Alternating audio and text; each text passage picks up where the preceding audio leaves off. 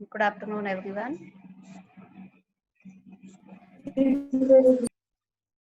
हाँ बेटा, आज हम पढ़ने वाले हैं संधि। आज का हमारा चैप्टर है संधि। तो संधि किसे कहते हैं?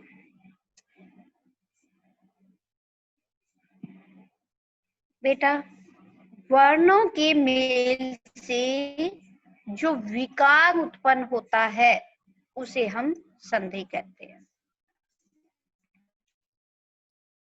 जब हम दो वर्ण मिलाते हैं, उनके मेल से होने वाले विकार को हम संधि कहते हैं। स्वर कौन कौन से होते हैं? स्वर आपको पता ही है, हिंदी में स्वर 11 होते हैं।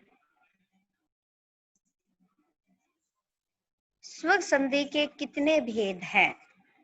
स्वर संधि के कितने भेद है? स्वर संधि के 5 भेद है। दीर्घ संधि, गुण संधि, वृद्धि संधि, यण संधि और अयादि संधि। इसको हम अच्छी तरह से एक्सप्लेन करने वाले हैं। क्या क्या पढ़ने वाले हम? संधि का अर्थ, संधि की परिभाषा, संधि विच्छेद, संधि और संयोग में अंतर। संधि के 3 भेद, स्वर संधि, व्यंजन संधि और विसर्ग संधि।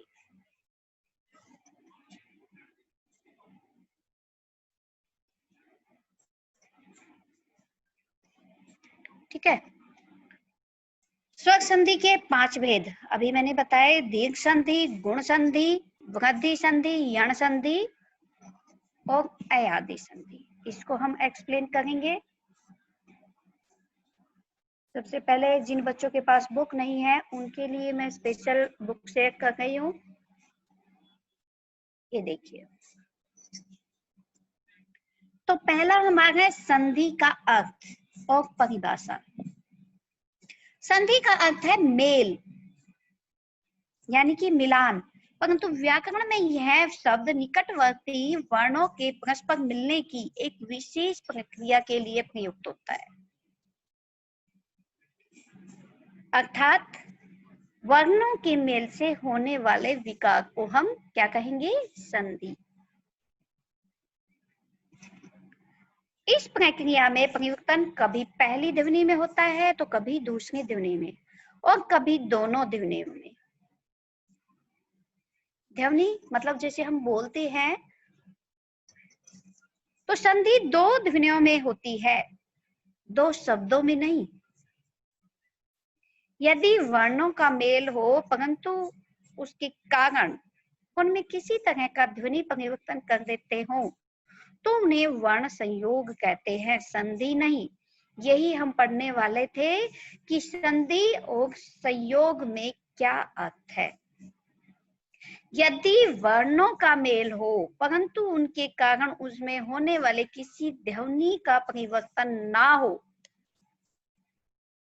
तो उन्हें केवल वर्ण संयोग कहते हैं, संधि नहीं कहते। संधि के नियम प्राय संस्कृत के तत्सम शब्दों पर ही लागू होते हैं। तत्सम मैंने पहले भी आपको बताया बेटा, तत्सम किसको कहते हैं? जो संस्कृत भाषा से हिंदी में हम एडजेक्टिव प्रयोग करते हैं उन शब्दों को हम तत्सम कहते हैं, और थोड़ा अगर चेंज करके उनको प्रयोग करते हैं तो वो तद्भव कहलाते हैं। तद्भव कहलाते हैं। जी हाँ। संस्कृत के वे शब्द जो हम संस्कृत भाषा से लेकर हिंदी में ज्यों के त्यों प्रयोग कर लें उनको हम तत्सम कहेंगे। जैसे अश्रु, शीत, नेत्र, चक्षु, इस तरह के जो संस्कृत के शब्द, घृत, दुग्ध, ऐसे हम यूज करते हैं वो तत्सम है। और हम इनको बदल लेते हैं, जैसे नेत्र से नयन, घृत से घी, दुग्ध से दूध, ऐसे हम परिवर्तन कर लेते हैं तो वो हमारे तद्भव हो जाते हैं। तत्सम, तत् मतलब उसके, सम मतलब समान, तो यानी कि उसके समान, यानी कि जैसा वो था वैसा का वैसा है, सेम है। तो तत्सम और तद्भव मतलब बदला हुआ हूँ, ये हमेशा ध्यान रखना, तभी इसका डिफरेंस समझ पाएंगे आप। तो यदि वर्णों का मेल हो परंतु उनके कारण किसी भी तरह की ध्वनि का परिवर्तन ना हो तो उसे वर्ण संयोग कहते हैं, संधि नहीं कहते। संधि युक्त शब्दों को अलग अलग करने की प्रक्रिया संधि विच्छेद कहलाती है। संधि और संयोग में अंतर,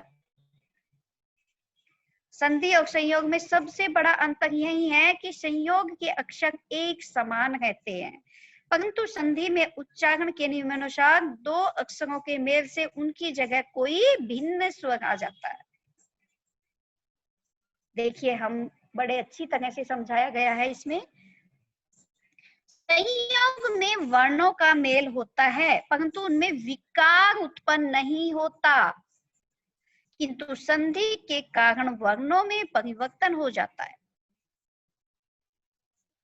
नीचे उदाहरण देखिए बेटा, मधुर धन ता, इसमें कोई भी विकार उत्पन्न नहीं होगा, सिर्फ वर्णों का संयोग होगा। एज इट इज ही है, हमने ये प्लस का निशान हटा के और जियो का त्यों हमने जोड़ दिया मधुरता, है ना। दूसरा है सज्जनता, सज्जन है, सज्जन धन ता, तो हमने ये धन का निशान छोड़कर सीधा सज्जनता लिख दिया।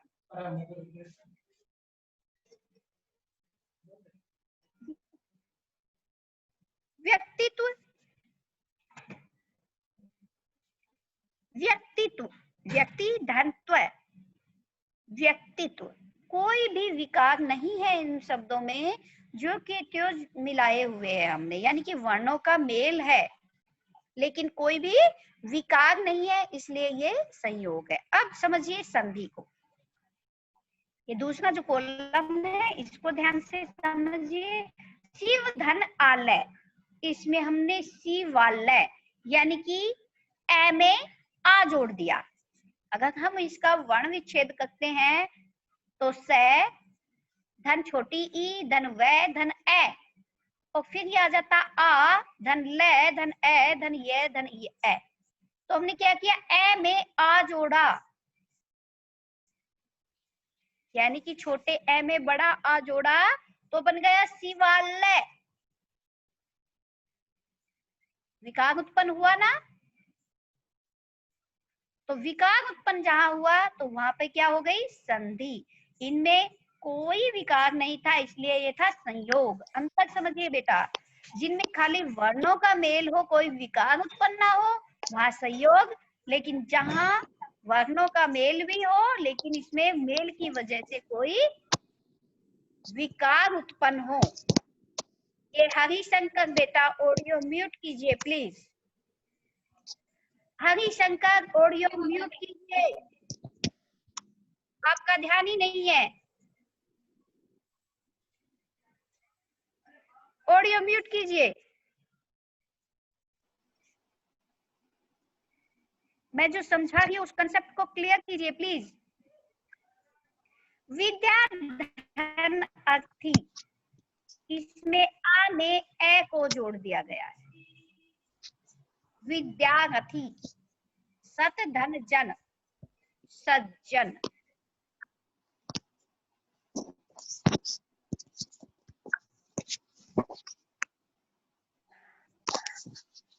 कहने का मतलब ये है जिनमें वर्णों का मेल हुआ उसमें संयोग, लेकिन जिसमें वर्णों के मेल के कारण कोई विकार उत्पन्न हुआ उसमें संधि। तो अब हम पढ़ने वाले हैं संधि के कितने भेद हैं। संधि के मैंने अभी अभी बताए कितने भेद हैं, तीन भेद है। तीन भेद है। पहला कौन सा बताया मैंने, स्वर संधि, क्योंकि वर्णों की शुरुआत ही स्वरों से होती है, उसके बाद व्यंजन से होती है, और ये विसर्ग जो संस्कृत के हैं, ठीक है। तो हम पढ़ेंगे स्वर संधि। जब दो स्वर आपस में मिलकर एक नया रूप धारण करते हैं तो उसको क्या कहेंगे हम, स्वर संधि।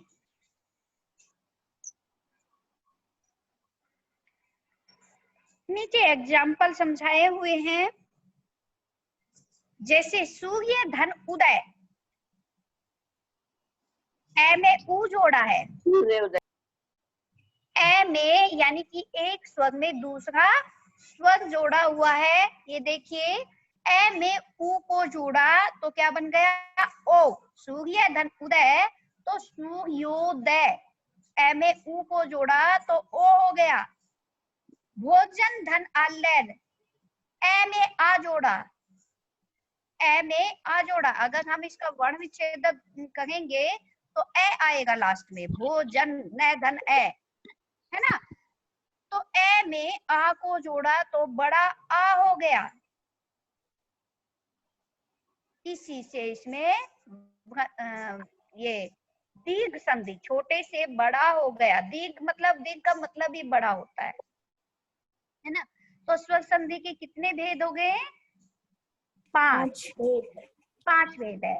पहला था हमारा दीर्घ, दीर्घ मतलब बहुत बड़ा, दीर्घ संधि, गुण संधि, वृद्धि संधि, यण संधि, अयादि संधि।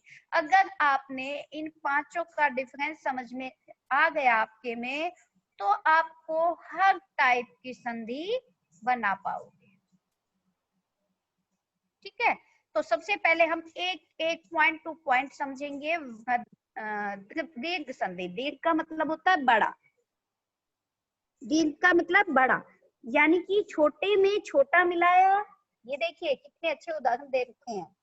छोटे में छोटा मिलाया तो भी बड़ा हो गया, छोटे में बड़ा मिलाया तो भी बड़ा हो गया, और बड़े में छोटा मिलाया तो भी बड़ा हो गया। इन सब में कहेंगे दीर्घ संधि। यानी कि ए में ए मिलाया, छोटे में छोटा मिलाया तो आ हो गया, ए में आ मिलाया, छोटे में बड़ा मिलाया तो भी आ हो गया, और आ में ए मिलाया तो भी बड़ा हो गया, और दोनों बड़े बड़े मिलाए तो भी बड़ा हो गया। तो दीर्घ मतलब बड़ा। ठीक है, जहां इस तरह के मिलान हो वहां दीर्घ संधि का प्रयोग होगा। दीर्घ संधि जब ह्रस्व या दीर्घ ए ई उ, ह्रस्व स्वर कौन से होते हैं जिसमें एक मात्रा का समय लगे, और दीर्घ स्वर किसमें जिसमें 2 मात्रा का समय लगे, 2 मात्रा का समय लगे, आ ई बड़ा ऊ, इस तरह से, है ना। तो जब ह्रस्व स्वर या दीर्घ स्वर से परे क्रमशः है ह्रस्व या दीर्घ ए ई उ आ जाए तो दोनों को मिलाने पर दीर्घ आ ई उ हो जाता है, उसे दीर्घ संधि कहा जाता है। Clear? Yes ma'am. Any doubt anyone?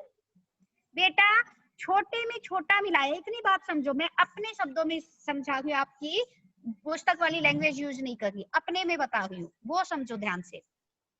छोटे में छोटा मिलाया तो भी बड़ा हो गया, छोटे में बड़ा मिलाया तो भी बड़ा हो गया, और बड़े में छोटा मिलाया तो भी बड़ा हो गया। उदाहरण आपके सामने है, और दोनों बड़े बड़े मिलाए तो भी बड़ा हो गया।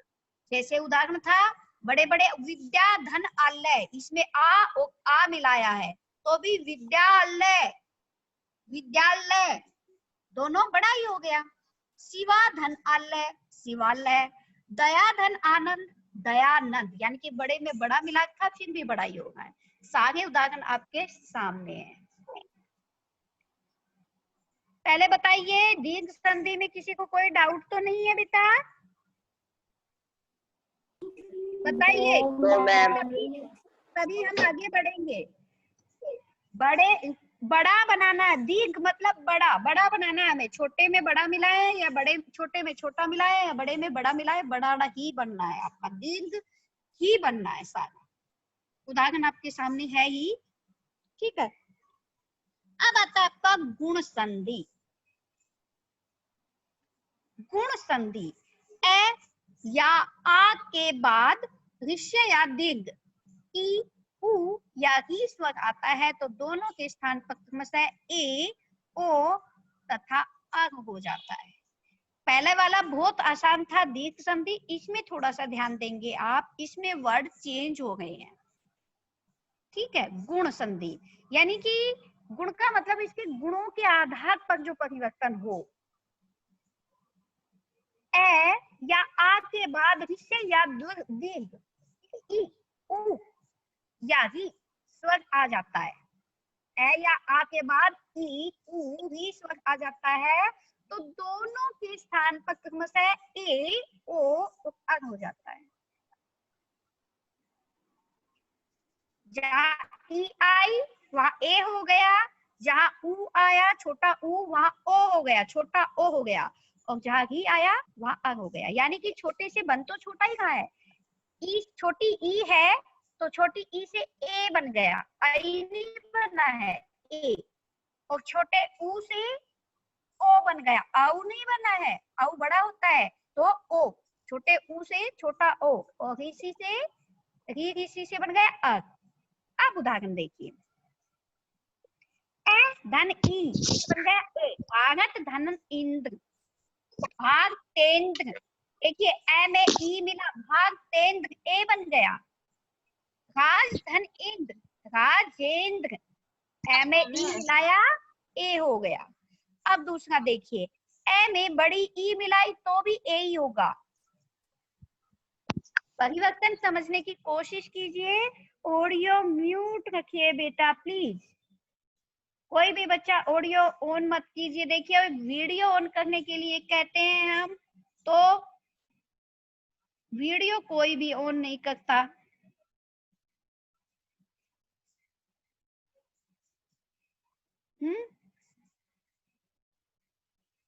नाम क्यों नहीं आ रहे?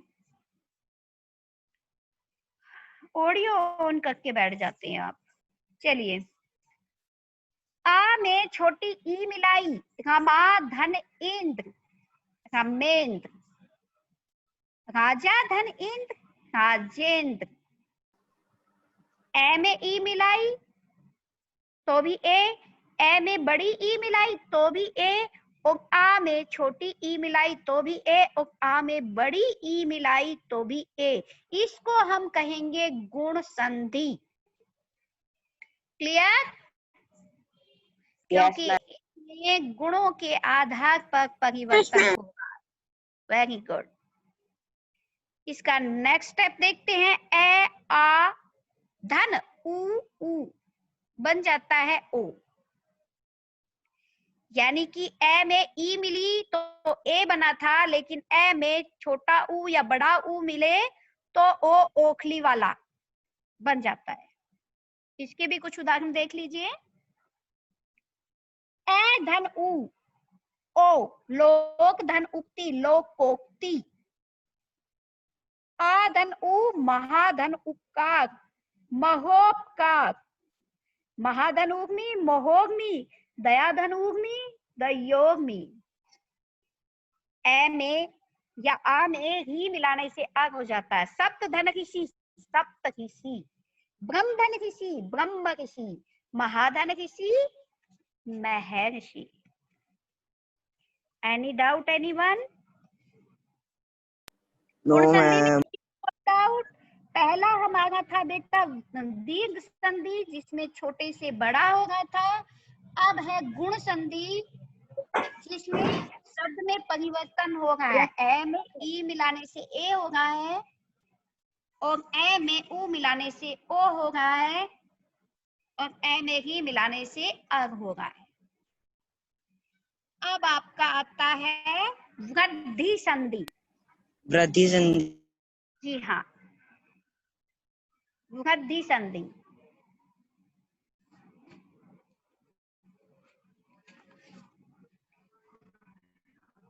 वृद्धि का मतलब ही है बढ़ोतरी।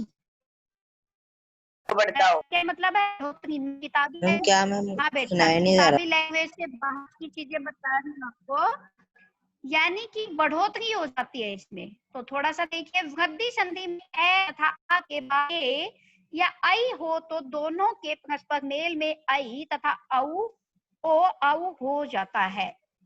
दोनों के परस्पर मेल से औ हो जाता है। जैसे ए आ धन ए या ए क्या बन गया? आई, यानी कि इसमें बड़ा शब्द बन जाएगा। आई आई आउ ये सब बनेंगे इसमें, है ना। इसको कहेंगे वृद्धि संधि, क्योंकि बढ़ोतरी हो गई है ना, बढ़ोतरी हो गई है। ए में ए मिलाया तो आई हो गया। जैसे एक धन एक, एक कैक, मत धन एक के मतैक, कदा धन एव, कदैव। मताइक में हाँ जी, मताइक में मत से मतलब किसी के मत से एक मत हो, सहमत हो। माता धन ऐस्व, मातैस्व। कहने का मतलब ये है बेटा, ए में ए मिलाया तो भी आई बना, ए में आई मिलाया तो भी आई हुआ, और आ में ए मिलाया तो भी आई हुआ, और आ में आई मिलाया तो भी आई हुआ। क्लियर? अब आता है अपना yes ma'am, thank you. Good, very good. ए में या आ में ओ मिलाओ चाहे औ मिलाओ, औ ही होगा। जैसे जल धन ओग, जलौग, पगम धन औषध, इसमें औ मिला गए हम, ए में औ मिला गए हैं तो पगमौषध। महाधन ओजस्वी, महोजस्वी, महाधन औषध, महोषध। क्लियर? समझ में आ गया? वृद्धि संधि में बड़े वाला आ गया, वृद्धि हो गई, बढ़ोतरी हो गई, इतना याद रखना, अपने शब्दों में याद रखना आप कि बढ़ोतरी हो जाती है। दीर्घ संधि में भी बढ़ोतरी हो गई थी वैसे तो, ठीक है, और इसमें भी, लेकिन उसमें स्वर संधि था, ये याद रखना। ए में ए स्वर संधि तो ये भी है, स्वर संधि ये भी है, लेकिन उसमें ए मिलाओ, ए में ए मिलाओ चाहे आ मिलाओ, आ ही आएगा। छोटी ई में बड़ी ई मिलाओ चाहे बड़ी ई में छोटी ई मिलाओ, बड़ी ई ही आ गई थी, ठीक है। उसी तरह से ये वृद्धि संधि भी है। अब आता है संधि। इसमें समझिए, क्योंकि इसमें वर्ण चेंज हो जाएंगे फिर से। छोटी ई, बड़ी ई, छोटा ऊ, बड़ा ऊ या किसी के बाद यदि कोई अन्य स्वर आ जाए तो ई, छोटी मैम ई कौन सा संधि है मैम, दिख नहीं रहा क्लियर। यण संधि बेटा, यण संधि, यण संधि। अब दिखा है? यस। यण संधि।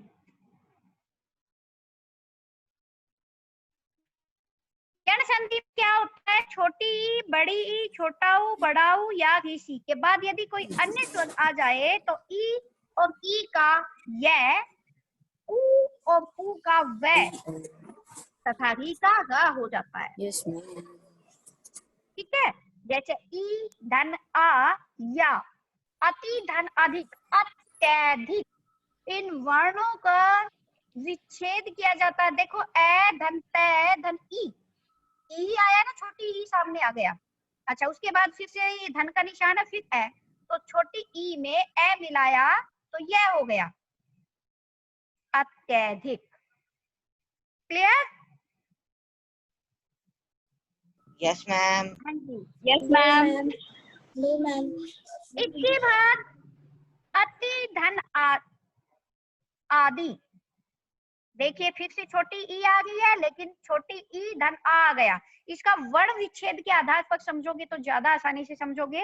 ई धन तै धन ई और आ धन दै धन दी, तो कहने का मतलब ये पास पास क्या है, ई और आ, यह बन गया इत्यादि।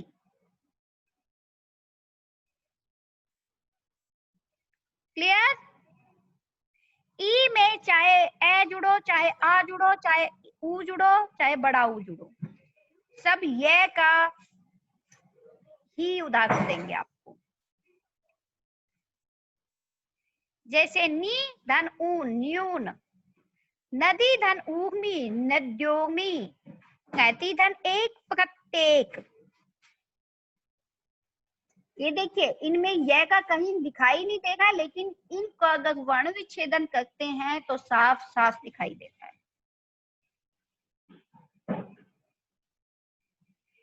ऊ धन आ बन गया वह, जैसे सु धन अल्प, स्वल्प, वह आ गया।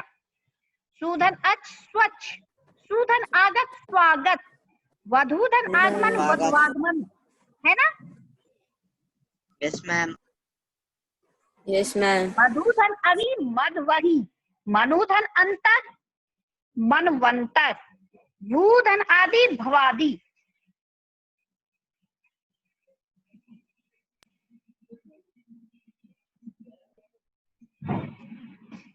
अयादि संधि, अयादि संधि में ए आई ओ आउ से परे कोई भी स्वर आ जाए तो ए को आए, आई को आए, ओ को आओ, ओ औ को आ हो जाता है। यानी कि छोटा ए है तो आई हो गया, आई है बड़ा तो बड़ा आ हो गया आय, और छोटा ओ है तो औ हो गया, और बड़ा औ है तो आ हो जाता है अयादि संधि में। अयादि यण में क्या था, ये और वै और गै का प्रयोग होगा था। अयादि में आए, आय, औ और आव का प्रयोग होगा खाली। ए में ए जोड़ा आय हो गया, जैसे ने धन अन नयन, गई धन अक, आई में ए जोड़ा गायक, आई धन ई नायिका, नय धन ई का नायिका। वह का भी उदाहरण देख लीजिए, ये आय और आय आ गया आपका। ओ धन अ औ, तो भो धन अन भवन, ओ धन ई अवि, ये देखिए पो धन इत्र पवित्र, नो धन इक नाविक, भौ धन अक भावुक, पौ धन अक पावक। ये देखिए, ये देखिए। अब अगर संधि का सेकंड, पहले हमारा स्वर चैप्टर, स्वर संधि का चैप्टर कंप्लीट हुआ। अब आता आपका व्यंजन संधि। व्यंजन वर्ण से परे स्वर या व्यंजन आने से जो विकार उत्पन्न होता है, ये वो था स्वर में स्वर मिल रहा था। अभी तक जो हमने पढ़े हैं उनमें सब में स्वर में स्वर मिला है। दीर्घ संधि, गुण संधि, वृद्धि संधि, यण संधि और अयादि संधि में स्वर में स्वर मिले। अब आता व्यंजन। व्यंजन वर्ण से परे स्वर या व्यंजन आने से जो विकार उत्पन्न होता है उसे हम व्यंजन कहते। जैसे उत धन ज्वल, देखिए बेटा दोनों व्यंजन है, तय भी व्यंजन है और जय भी व्यंजन है। इसमें विकार उत्पन्न हुआ, उत धन ज्वल, उज्ज्वल यानी कि जय को डबल कर दिया है। इस संधि में पहले शब्द भाग के अंतिम अक्षर के नीचे हलंत चिन्ह अवश्य लगाना चाहिए। क्यों? क्योंकि जब हलंत आता है तो इसका मतलब उसमें से स्वर को निकाल दिया है। ये हमेशा याद रखना बेटा। अगर इसमें हलंत आता है इसका मतलब ये स्वर रहित है, और अगर इसमें हलंत नहीं है इसका मतलब इसमें स्वर मिला हुआ है। इसीलिए कहा है कि इस संधि में पहले शब्द भाग के अंतिम अक्षर के नीचे, जैसे उत धन ज्वल जोड़ा है हमने, ये देखिए ये हलंत जो लगा है ना उत के नीचे, ये इस बात का संकेत है कि इसमें से स्वर को हमने निकाल दिया। इस संधि में पहले भाग के अंतिम अक्षर के नीचे हलंत चिन्ह को अवश्य लगाना चाहिए, नहीं तो उसमें किसी अन्य स्वर की मात्रा ना होने पर भी ए स्वर बना रहेगा, है ना। क्योंकि इसमें ए का अगर ये हम पूरा तय लिखते हैं तो इसका वर्ण विच्छेद करेंगे तो उ धन तय धन अ यही आएगा। इस अवस्था में वह व्यंजन संधि ना होकर स्वर संधि होगी। ये हमेशा बात याद रखनी है। ये नियम व्यंजन संधि के लिए लागू होता है, क्योंकि अगर हम ये डंडा सा नहीं लगाएंगे, ये हलंत नहीं लगाएंगे तो इसका मतलब इसमें स्वर है, और जो हम संधि कर रहे हैं हम तो व्यंजन संधि कर रहे हैं, है ना, तो वो स्वर संधि में चला जाएगा। इसलिए ये हलंत लगाना जरूरी होगा व्यंजन संधि में। अब आगे बढ़िए, देखिए पहले वर्ण का तीसरे वर्ण में विकार क, च, ट, त, प के बाद किसी भी वर्ग का तीसरा चौथा वर्ण आए। देखिए का ख ग तीसरा वर्ण हो गया ना, क ख ग का ग जो है ये तीसरा वर्ण आ गया और घ जो है वो चौथा आ गया। तो कहने का मतलब है इसके बाद किसी भी वर्ग का तीसरा या चौथा वर्ण आता है, ग घ ज झ ड ढ द ध ब भ म या ये व है में से कोई व्यंजन आए तो क का ग और च का ज त का ड त का द तथा प का ब हो जाता है। जैसे ये उदाहरण आपको ठीक से समझने पड़ेंगे बेटा। देखिए का आ गया दिक धन अंबर, क आया है तो इसका तीसरा वर्ण क्या हो गया, दी ग, क ख ग आ गया, हो गया ना ग, तो ये ग बन जाएगा, तीसरा वर्ण बन जाएगा दिगंबर। वाक धन ईस, क का तीसरा वर्ण क्या हो गया, ग ही हो गया है ना, इसलिए वागीस हमने क को ना लिखकर ग को लिखा, यानी कि उसके तीसरे वर्ण को लिखा है। आप समझ में आ गया बेटा, हम लोग रट्टे लगाते हो, इसको समझिए। क्लियर है अब? Any doubt anyone? Very good. देखिए थर्ड वन दिक धन गज, कै का थर्ड वर्ण क्या हो गया, तीसरा वर्ण कै ख ग, दिग्गज दिग्गज। अभी इसमें देखिए अच धन अंत, अच धन अंत, लेकिन च छ ज तीसरा वर्ण क्या हो गया ज, तो बन गया अजंत। षड धन दर्शन, ट का तीसरा वर्ण क्या बना है ट ठ ड, षड दर्शन। फिर से षट धन आनंद, तीसरा वर्ण क्या बना ट ठ ड, षडानंद। क्लियर बेटा?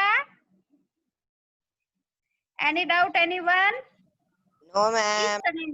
वेरी गुड, इस तरह से हमें इन्हें सॉल्व करना है।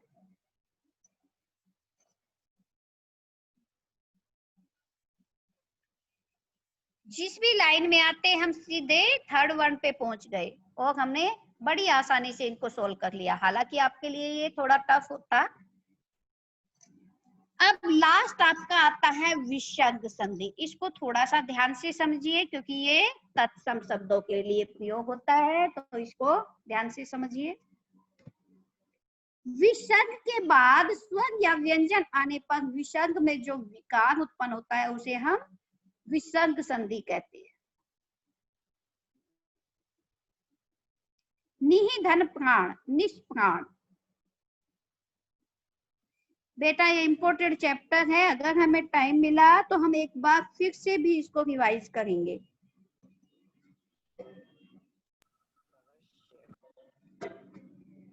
निहि धन प्राण, निष्प्राण, विसर्ग संधि का प्रमुख नियम इस प्रकार है, विसर्ग का ओ हो जाता है, जैसे पहले यदि ए हो या बाद में ए, तो किसी वर्ण का तीसरा चौथा पांचवा वर्ण य है अथवा ल व है हो तो विसर्ग का ओ हो जाता है। ये फिर से वही नियम लागू होगा इसमें। मने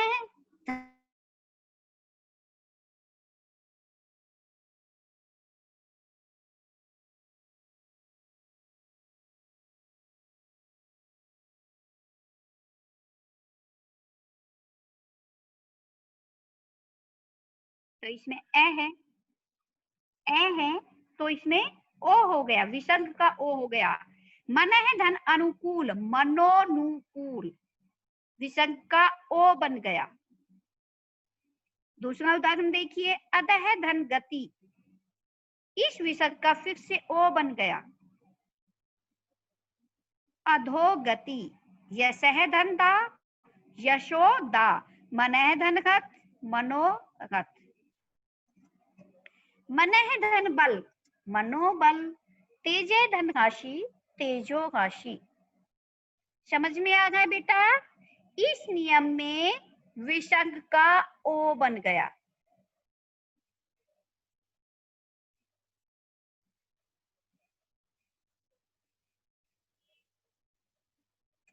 दूसरा देखिए, विसर्ग का रह हो जाना, विसर्ग से ये थोड़ा सा आपके लिए टफ पड़ेगा, इसलिए मैं थोड़ा गहराई से एक्सप्लेन कर रही हूँ। विसर्ग से पूर्व ए आ को छोड़कर यदि अन्य स्वर हो, विसर्ग के बाद किसी भी वर्ग के तीसरे, चौथे, पांचवें वर्ण को य, ग, ल, व, ह में कोई वर्ण हो तो विसर्ग का ग हो जाता। उदाहरण देखिए, निधन आधार, इस विसर्ग का ग बन गया निराधार। निधन धन, निर्धन, दुहजन जन, दुहजन। निधन आशा, निराशा।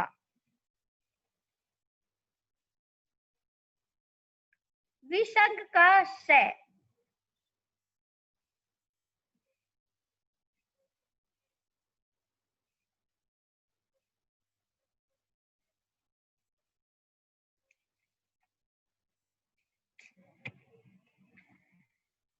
विसर्ग का से हो जाना। विसर्ग से पूर्व यदि कोई स्वर च, अमन, अमन ये क्या कर रहे हो आप? Don't do this. Sorry ma'am. आप लोग ज्यादा होशियार बनते हो, मैम को पता नहीं चलेगा। ये मत करो बेटा, शरारतों में ध्यान मत दो। एक हमें लिमिटेड टाइम मिलता है, उसका सदुपयोग कीजिए।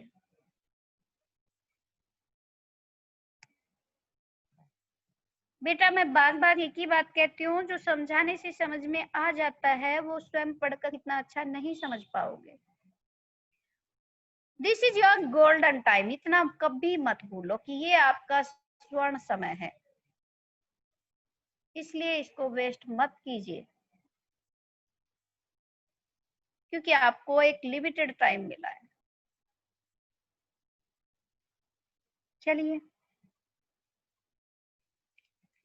यहाँ पर आपका आकर विसर्ग संधि भी कंप्लीट हो जाता है।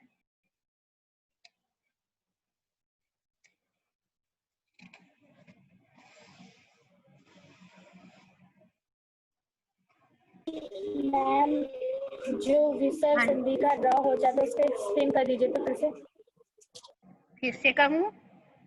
Yes ma'am. ओके,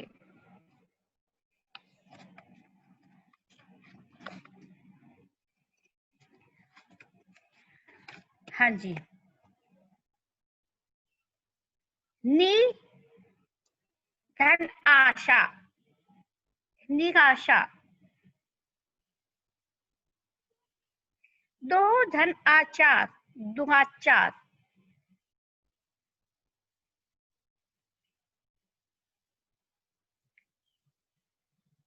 आशी धन वाद, देखिए हम आशीर्वाद का बहुत बार आता है ये आशीर्वाद, तो आशी धनवाद, ये जो विसर्ग है उसमें ग हो जाता है।